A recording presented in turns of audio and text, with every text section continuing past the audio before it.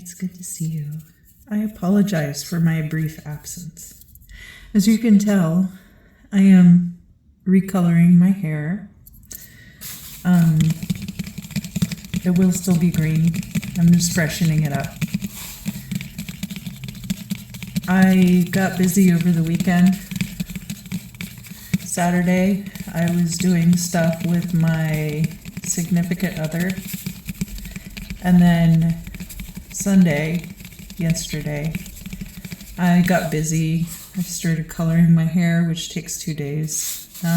And I also did laundry since I was like already irritated when I got up in the morning. I went to church and church was good, but it's tough sitting through church when you're like irritated about something. So basically, like, I found this. I have a music YouTube channel for people who aren't aware, and I've been doing like my own experimental music video production since like 2015, 2016. Basically, like in 2012, I had done like this really brief web series, which it's still up on YouTube, but it's not. I would go around in the Atlanta music scene and I would be at shows and I would like interview people at shows, but of course that means it was super loud in there. And I would take video of performers at shows, so all of that stuff is on a separate channel. And then after that, I started doing like experimental music video production for my work. And I found a channel that popped up on my feed yesterday morning. And their work is like really similar to mine. And so my initial response was to be like very upset by that because they were getting a lot of views on their work. But I definitely, like, I've thought about it more.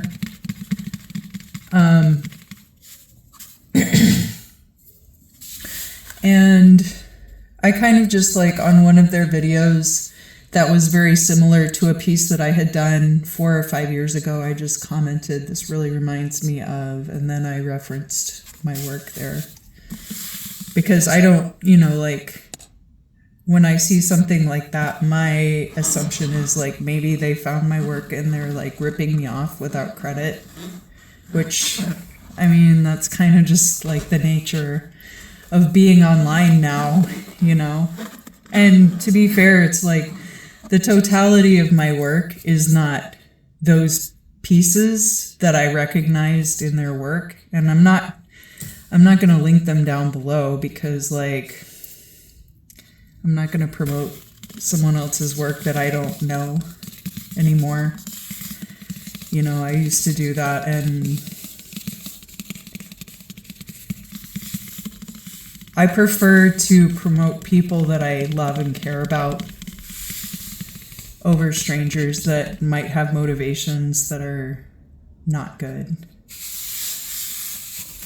It's very tricky. The intellectual property, the state of intellectual property in the United States is just abysmal. I don't know what it's like other places, but especially for musicians and other creatives, like there's so much interpolation in music now that anybody can take your song and basically just steal the framework of your song and pop it into Fruity Loops and then change a little thing here or there, and then it's just interpolation. They're not actually stealing your work. Then creativity and originality is not rewarded by the algorithm. So that was why I was having a hard time making it through church yesterday. Just the idea that somebody could be copying my work. And, like, that's kind of like the gut response that I had, the initial response, but I wouldn't say that that's like the totality of the situation. It is also possible that they've never even heard of me, but you just like, you never know. It's possible that like they're a fan of my work and they would want to work together. It's possible that we could end up being friends, so I wouldn't make any assumptions on that, you know.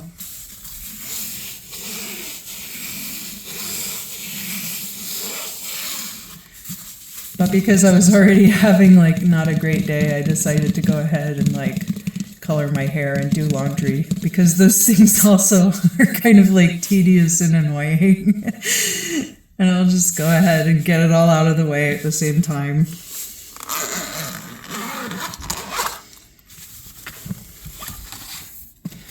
But I do remember that we were talking about Job.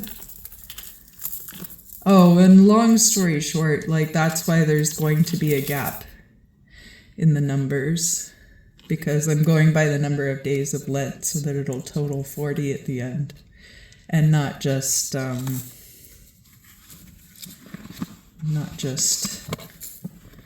number of days that I actually made videos.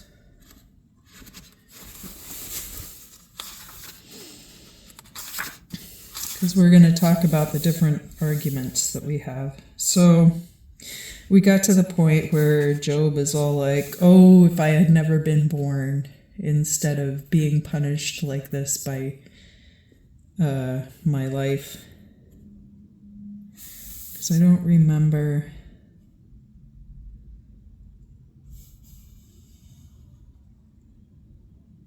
He doesn't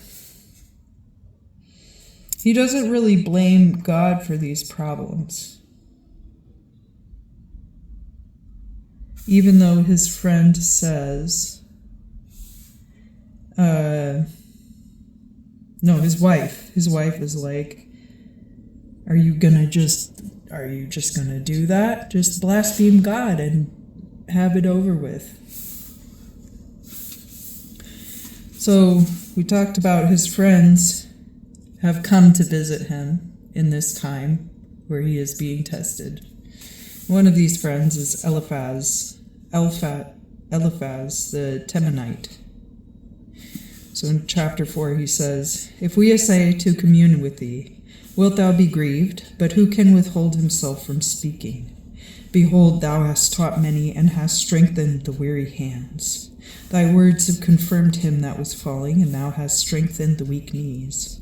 But now it is come upon thee, and thou art grieved. It toucheth thee, and thou art troubled. Is not this thy fear, thy confidence, thy patience, and the uprightness of thy ways? Remember, I pray thee, who ever perished, being an innocent, or where were the upright destroyed? As I have seen, they that plow iniquity and sow wickedness reap the same. With the blast of God they perish, and with the breath of his nostrils are they consumed. The roaring of the lion and the voice of the lioness and the teeth of the lion's whelps are broken. The lion perisheth for lack of prey, and the lion's whelps are scattered abroad. But a thing was brought to me secretly, and my ear hath received a little thereof. In the thoughts of ye visions of the night, when sleep falleth on men, fear came upon me, and dread which made all my bones to tremble. And the wind passed before me, and made the hairs of my flesh to stand up, the hairs of my flesh to stand up. Then stood one, and I knew not his face. An image was before mine eyes, and in silence heard I a voice saying, shall man be more just than God? Or shall a man be more pure than his Maker? Behold, he found no steadfastness in his servants, and laid folly upon his angels. How much more in them that dwell in houses of clay, whose foundation is in the dust, which shall be destroyed before the moth? They be destroyed from the morning unto the evening, they perish forever without regard. Doeth not their dignity go away with them? Do they not die, and that without wisdom?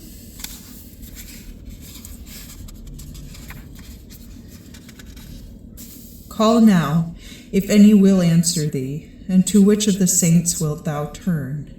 Doubtless anger killeth the foolish, and envy slayeth the idiot. I have seen the foolish well rooted, and suddenly I cursed his habitation, saying, his children shall be far from salvation, and they shall be destroyed in the gate, and none shall deliver them. The hungry shall eat up his harvest, yea, they shall take it from among the thorns, and the thirsty shall drink up their substance. For misery cometh not forth of the dust, neither doeth affliction spring out of the earth. But man is born unto travail, and the sparks fly upward. But I would inquire at God, and turn my talk unto God, which doeth great things, and unsearchable, and marvelous things without number.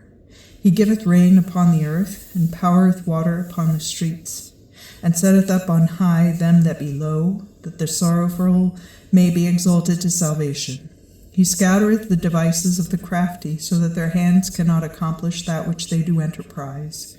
He taketh the wise in their craftiness, and the counsel of the wicked is made foolish.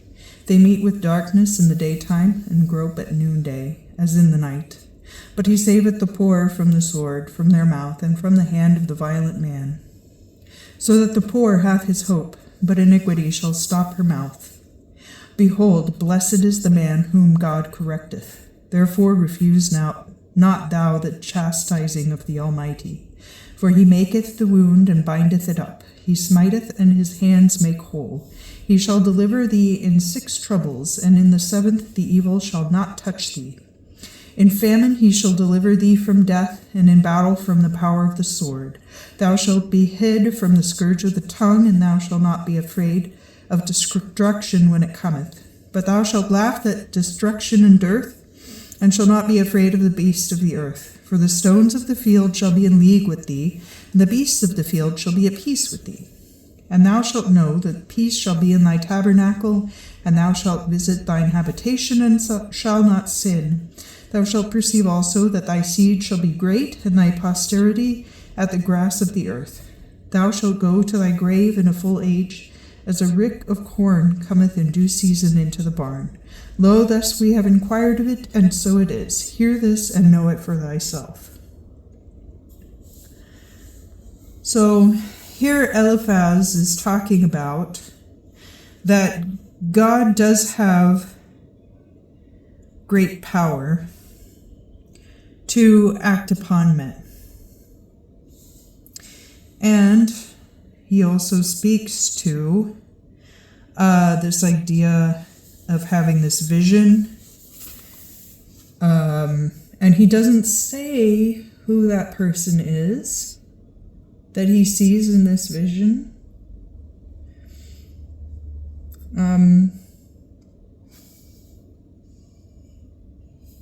But man is born unto travail, as the sparks fly upward. That's a similar theme to what we see in Ecclesiastes, also echoed of like, all of this is vanity.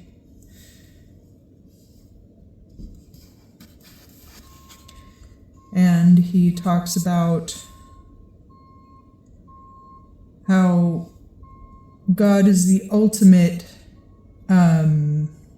voice, and that man can never know more than God about these things.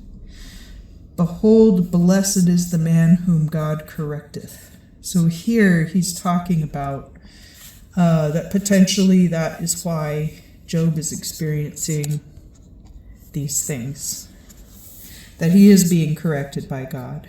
And he's saying, therefore refuse not thou the chastising of the Almighty. So that's Job 5:17.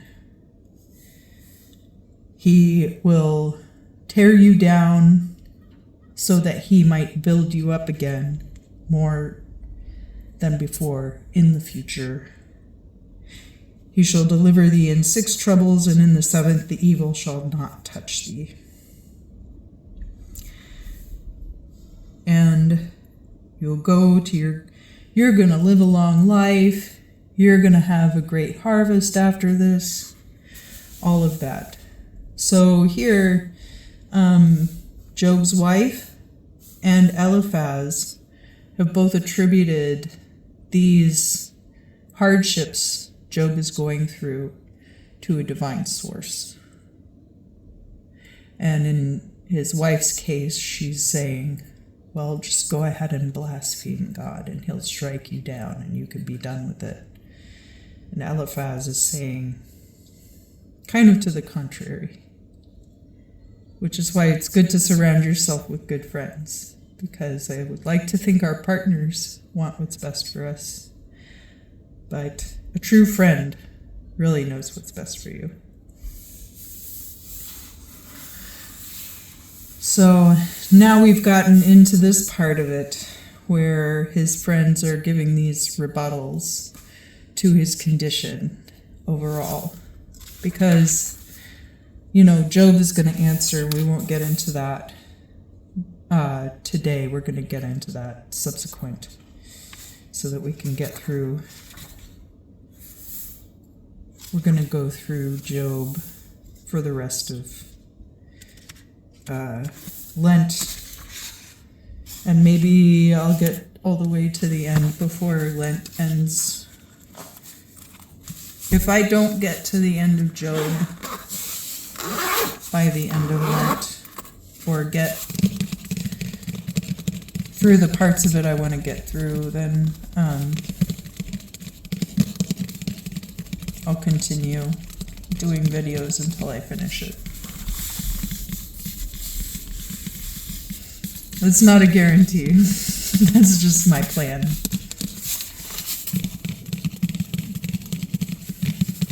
And perhaps God will bless my endeavor in doing so and steer my camera aright.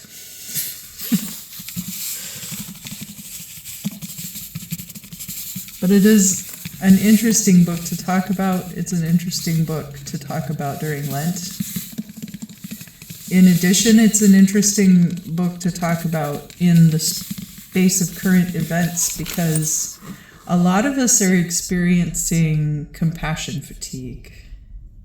And some of us are experiencing the one side of it, of feeling like it's very difficult to care about the people around us and still take care of ourselves. And some of us are experiencing, in fact, that the people around us are so burned out by everything that's going on that it's very difficult to get effective help in bad situations.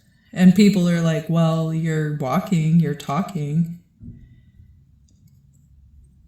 you must be fine. And the truth is, I'm not fine. I know a lot of people who aren't.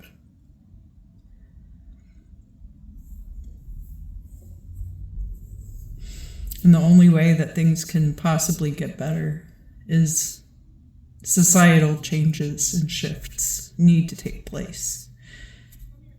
I've pushed as hard as I can to restore my mental health, but now the job market is in a place where it's going to be very difficult for me to get hired. And what might have looked like a choice of me being unemployable over the past 2.5 years was actually, I could not hold down a job because of mental illness. And now that I can, I don't know if I'll be able to get hired again.